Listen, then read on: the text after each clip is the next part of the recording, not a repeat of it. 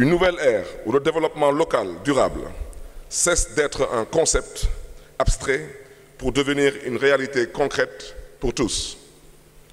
Une nouvelle ère où tous les acteurs de ce prestigieux forum sur l'économie sociale et solidaire, gouvernements nationaux et locaux, acteurs du développement, partenaires techniques et financiers, secteurs privés et publics, société civile, coopération et organisations internationales, entreprises sociales, coopératives, mutuelles, fondations, etc.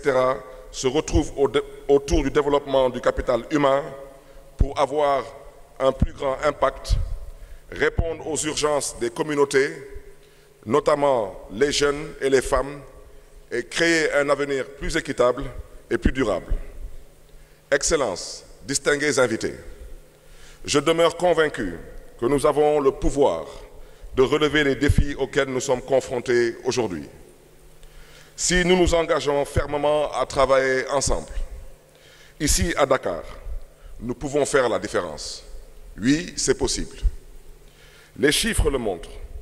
Un nouveau rapport de la Banque mondiale, intitulé « Afrique numérique, transformation technologique pour l'emploi », publié en mars de cette année, révèle que l'Afrique devrait devenir le plus grand marché de l'emploi au monde d'ici 2100. Avec plus de 22 millions d'Africains entrant chaque année sur le marché du travail, il est crucial pour les pays africains d'adopter les technologies numériques pour stimuler la productivité et créer des opportunités d'emploi. Nous devons tirer parti de la technologie pour relever les défis en matière d'emploi et promouvoir une croissance économique durable. Permettez-moi, avant d'évoquer ces opportunités, de faire un bref rappel des défis importants auxquels notre continent est confronté en matière de qualité de l'emploi et sa forte dépendance à l'égard des emplois informels. Selon le Bureau international du travail, 95% des jeunes travailleurs africains sont employés dans le secteur informel, ce qui souligne l'importance de ce secteur en tant que pourvoyeur d'emplois sur tout le continent. Toutefois, les possibilités d'emplois salariés formels sont limitées et principalement axées sur le secteur des services, l'industrie manufacturière représentant moins de 5% des emplois. Pour bien cerner les défis auxquels est confrontée la jeunesse africaine, il est aussi important de tenir compte du nombre de jeunes non scolarisés, sans emploi et sans formation. En Afrique, ce sont 90% de jeunes qui ne poursuivent pas leurs études au-delà du secondaire. Par ailleurs, la difficulté d'accès au financement est majeure.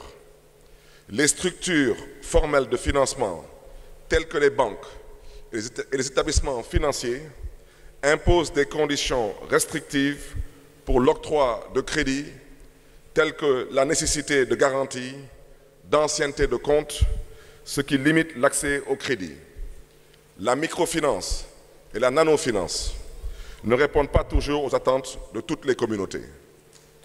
La banque Grameen, fondée par Mohamed Younous au Bangladesh en 1983, offre des prêts à des groupes de femmes appelés groupes d'emprunteurs, qui se portent caution mutuellement dans le cadre de l'approche dénommée Banque des pauvres. Les prêts sont accordés sans garantie ou hypothèque et destinés à soutenir des activités génératrices de revenus.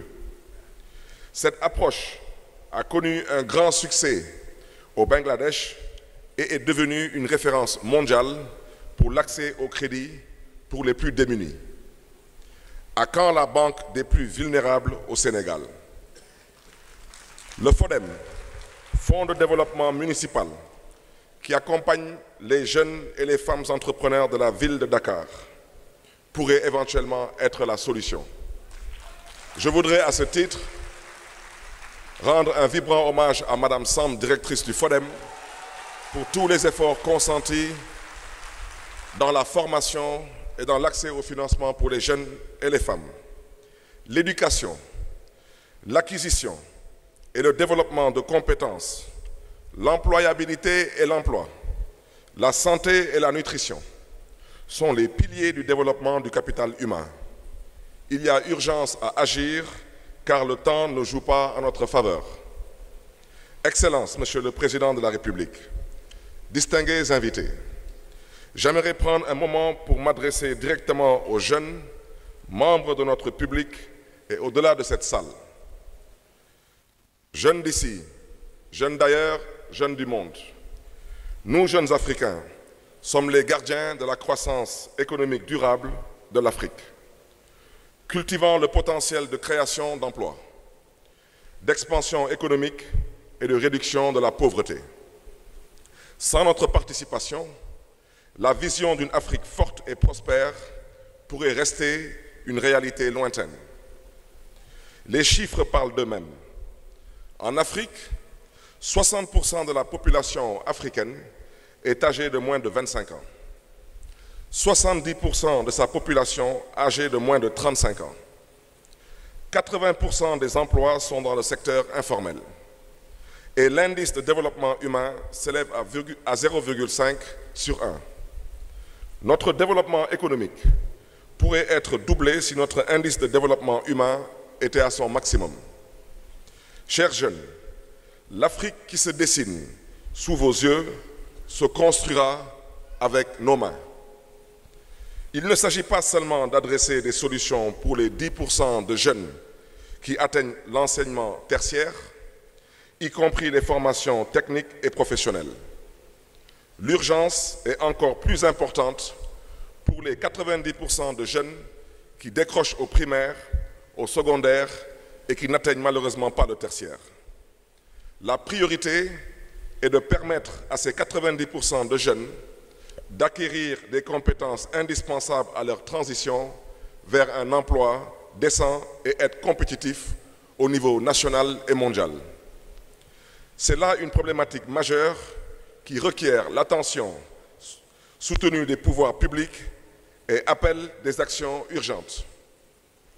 Avec l'engagement collectif de chacun d'entre nous, nous avons le pouvoir de transformer cette problématique en une opportunité extraordinaire. Le Forum de l'économie sociale et solidaire de Dakar peut constituer un levier puissant pour promouvoir un développement économique local à la fois inclusif et durable. Au-delà d'une simple option économique, l'économie sociale et solidaire doit devenir le mouvement qui englobe à la fois des dimensions sociales et politiques dans le but d'autonomiser les communautés locales et de faire progresser la justice sociale. Comme l'a si bien dit Gandhi, l'exemple n'est pas le meilleur moyen de convaincre, mais le seul. Permettez-moi de partager avec vous des exemples. Des exemples, particulièrement celui d'une jeune fille, Mariama, entrepreneuse guinéenne de 24 ans, qui a créé une plateforme en ligne et une application mobile qui permettent aux clients d'acheter et de réparer des appareils électroménagers en entrant directement en contact avec des techniciens. Mariama a été sélectionnée parmi les 100 gagnants du très convoité concours de plans d'affaires organisé par le projet Boosting Skills for Youth Employability, financé par la Banque mondiale à hauteur de 20 millions de dollars. Ce projet vise à améliorer les possibilités d'emploi et l'employabilité des jeunes Guinéens.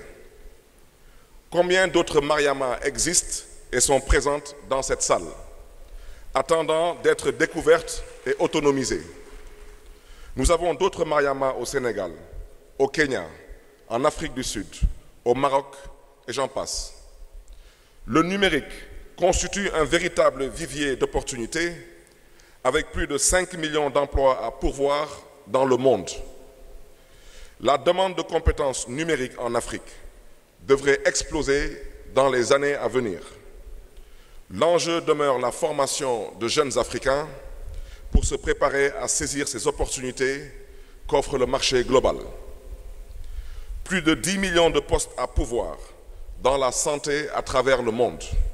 Ce chiffre constitue une autre opportunité à saisir et à considérer.